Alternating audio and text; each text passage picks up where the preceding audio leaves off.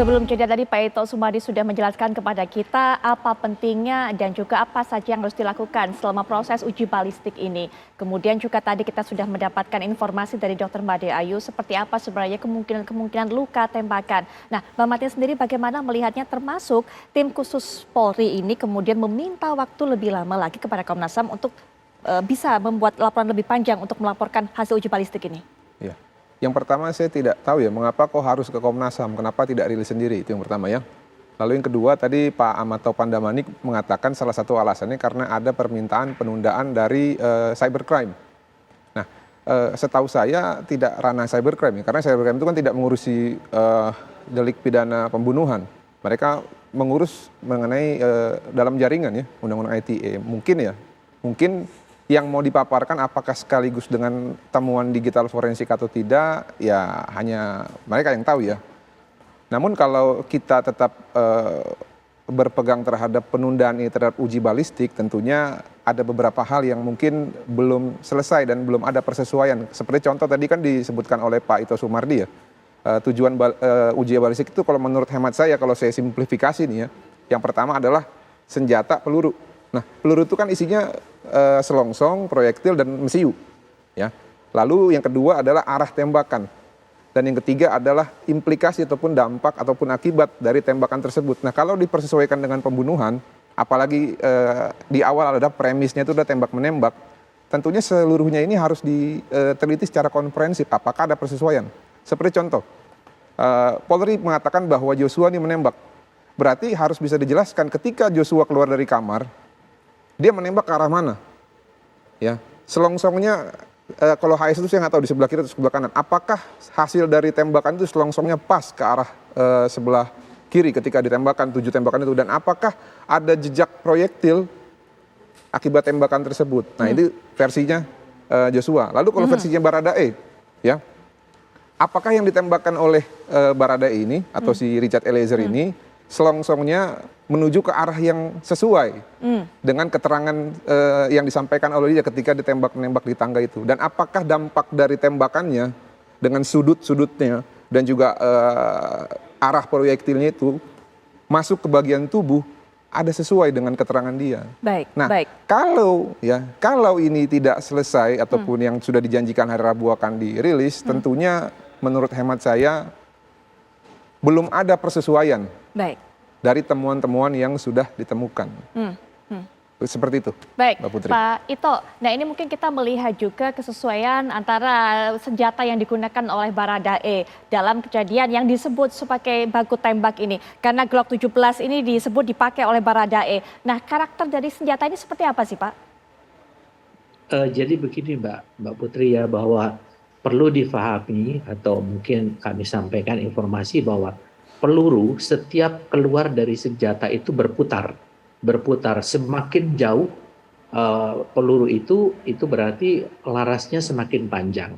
Kemudian pada saat keluarnya itu melalui alur daripada laras senjata itu akan ada tanda itu yang saya sampaikan tadi seperti sidik jari yang tidak bisa bohong. Jadi kita bisa tahu dari peluru yang keluar itu setelah diteliti melalui laboratorium akan diketahui dari senjata jenis apa. Nanti kalau senjata jenis apa, itu akan disesuaikan bahwa yang ada di TKP itu siapa saja yang memegang senjata itu. Nah, kemudian tadi sudah disampaikan, saya kira bagus tadi disampaikan oleh rekan saya Bung Martin ya, memang demikian. Kadang-kadang kita sudah membuat satu kesimpulan, karena ini kan tim ya Mbak Putri, bukan hanya perorangan, sama dengan untuk otopsi.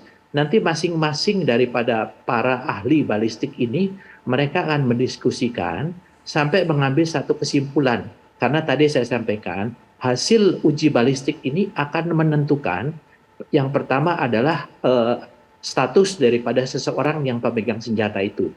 Apakah dia sebagai tersangka atau mungkin orang-orang yang terlibat di sana. Yang kedua, dia harus akurat, kemudian harus bisa dipertanggungjawabkan secara hukum. Karena ini nanti akan digunakan dalam proses peradilan.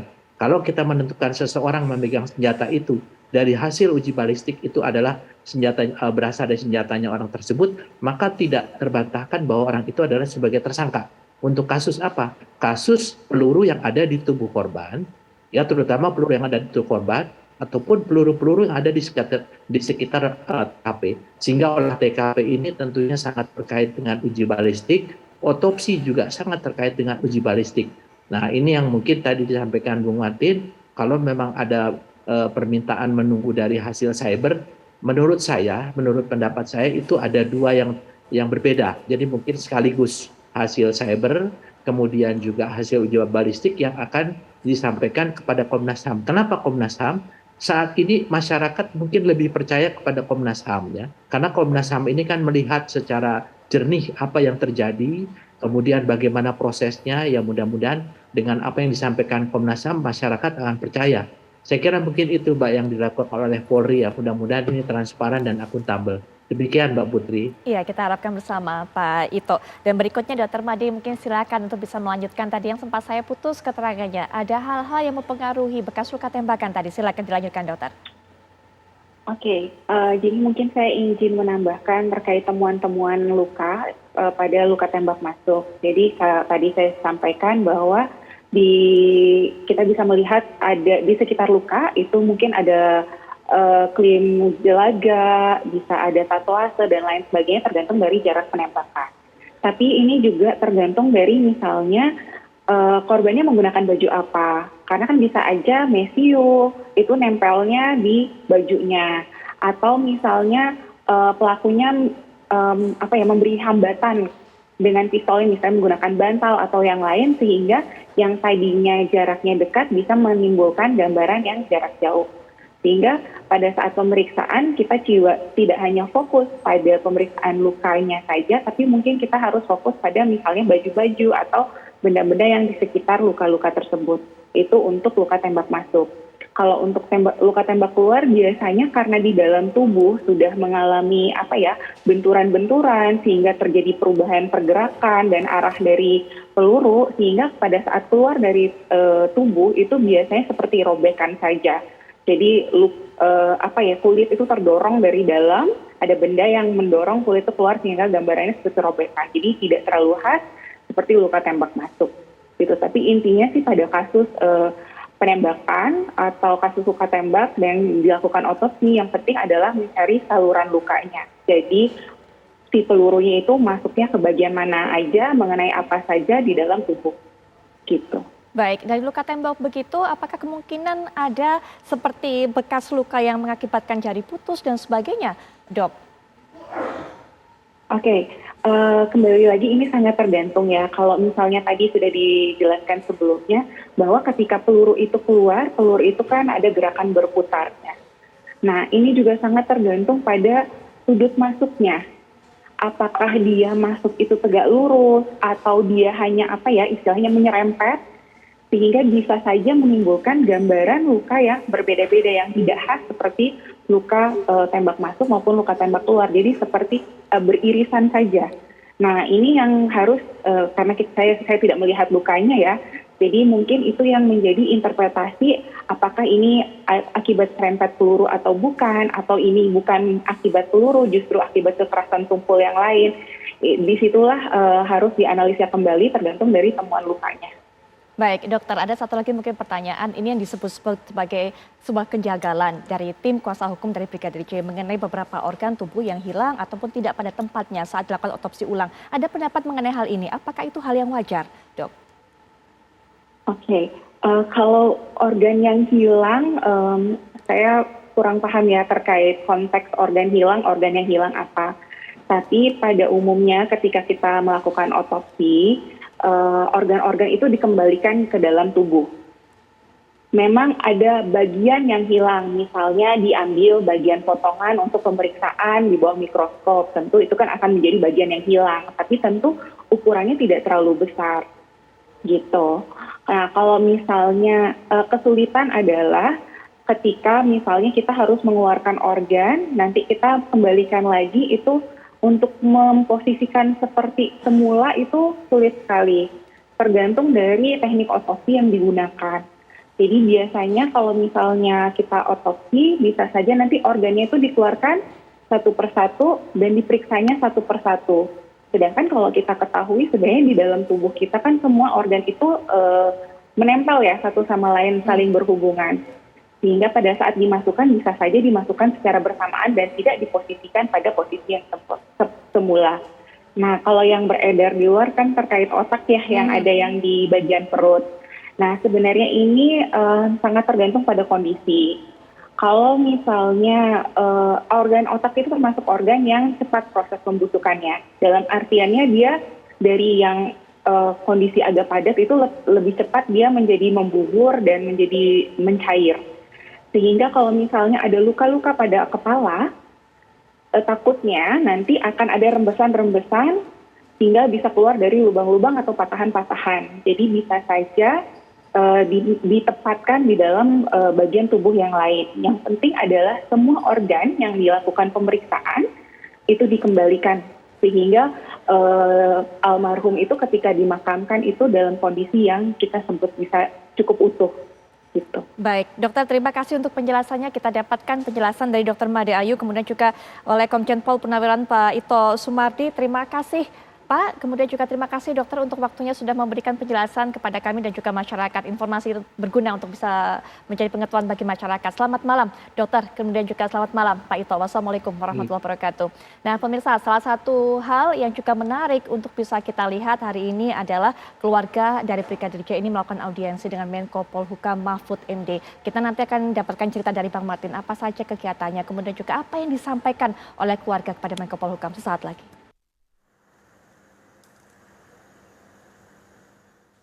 Menteri Koordinator Politik Hukum dan HAM Menko Polhukam Mahfud MD menerima audiensi ayahanda Brigadir Yosua Samuel Huta Barat dan Huta Barat Lawyers. Seusai bertemu Menko Polhukam, pihak keluarga mengapresiasi dukungan pemerintah dalam penyelesaian kasus kematian Brigadir Yosua di Rumah Kadif Propam Nonaktif Irjen Pol Verdi Sambo. Belum ada keputusan oleh pengadilan, anak kami sudah nyatakan seorang yang mencabuli. Jadi inilah kami Huta Barat yang kurang terima. Jadi kepada Pak Jokowi pun kami mengucapkan terima kasih atas perhatiannya, sudah sampai 3 kali mengucapkan kata-kata supaya peristiwa ini dibuka selebar-lebarnya, jangan ada yang ditutup-tutupi. Dan kepada Pak Mahfud MD yang begitu pertama kali merespon persoalan ini, kami sangat berterima kasih sekali. Sampai Mahfud Pak MD mengutarakan kalau mencari tikus di dalam satu lumbung, jangan lumbungnya dibakar. Sementara itu, Menko Polhukam mengakui adanya unsur hierarki jabatan dan politis yang menyulitkan penyelesaian kasus kematian Brigadir J. Saya katakan, maaf, ini tidak sama dengan kriminal biasa, sehingga memang harus bersabar, karena ada psikohierarkial, ada juga psikopolitisnya. Jadi arahan Presiden, pemerintah pusat itu sampai sekarang ya cukup, sudah benar. Pokoknya buka gitu aja, Presiden tidak masuk ke teknis penyidikan. Menko Polhukam tidak boleh masuk ke pro justisia, tapi memberi arahan dan akan mengawal pelaksanaannya dari sudut kebijakan negara, bukan dari teknis penyidikan. Setelah bertemu pihak keluarga Brigadir J, Mahfud MD berjanji pemerintah akan terus memantau dan mengawasi berjalannya proses pemeriksaan hingga penyidikan kasus kematian Brigadir J. Dari Jakarta, Yohana Gabriela Syamsuddin, TV One, mengabarkan. Bang Martin memang tidak mendampingi keluarga ini tadi menghadap Menko Polhukam, tapi mungkin mendapatkan informasi apa saja yang sudah disampaikan, karena kami hanya mendapatkan informasi sedikit tadi apa yang disampaikan oleh ayahanda dari Brigadir J. Bang Martin. Sebelum saya jawab, saya mau tanggapi dulu tadi pernyataan silakan. Dari Bu Dr. Ayu dan juga Pak Ito. Yang pertama tadi Dr. Ayu menyampaikan bahwa tidak biasa ya ditemukan organ ataupun isi dalam badan ataupun kepala yang ditemukan berbeda dari posisinya. Dan itu pun sebenarnya dikuatkan dengan pendapat dari ahli forensik juga dari UI, Bapak Budi Sampurna. Saya baca artikel tadi pagi di salah satu media yang mengatakan bahwa di Indonesia memang itu tidak lazim. Ya, yang lazim itu di negara-negara Eropa ataupun Amerika seperti Belanda, Jerman dan Amerika. Nah, sekarang yang saya mau tanyakan adalah kalau tidak lazim seperti ini, ya, lalu ditemukan ada otak di perut ataupun di dada, lalu tidak terlihat ya pankreas, berarti kan ini harusnya kalau tidak lazim, harusnya di otopsi pertama itu ada pemberitahuan dong kepada keluarga. Nah, kenapa kok tidak diberitahukan? Akhirnya ketika dibuka atau dieksomasi dan diotopsi ulang kan akhirnya jadi terjadi hal-hal yang memicu respon yang negatif. Oleh karena itu memang kembali lagi saya ulang ya, memang ini kesalahan mengenai transparansi dan informasi di awal, dan ini tidak boleh lagi terjadi kepada anak bangsa. Ya, itu untuk tanggapan saya kepada Dr. Ayu. Lalu kepada Pak Ito, tadi mengenai uji balistik sebagai penetapan tersangka, setuju Pak. Itu untuk kasus-kasus yang belum jelas dan belum terang-benderang siapa pelakunya. Nah, dalam pelaporan kami ya, itu ada pasal pembunuhan berencana 340, pasal pembunuhan 338, lalu ada pasal penganiayaan yang mengakibatkan tewasnya korban 351 ayat 3. Selain itu ada juga yang kami sertakan pasal 55 secara bersama-sama atau penyertaan, dan juga pasal 56 itu untuk perbantuan melakukan tindak pidana. Jadi apa yang dilakukan Eliezer ini implikasinya dua. Kalau benar yang disampaikan dia berarti dia pelaku. Tapi kalau tidak benar yang disampaikan itu, implikasi hukumnya juga ada, berarti dia membantu suatu tindak pidana. Baik. Jadi tidak perlu sebenarnya uji balistik itu untuk menetapkan dia sebagai tersangka. Baik.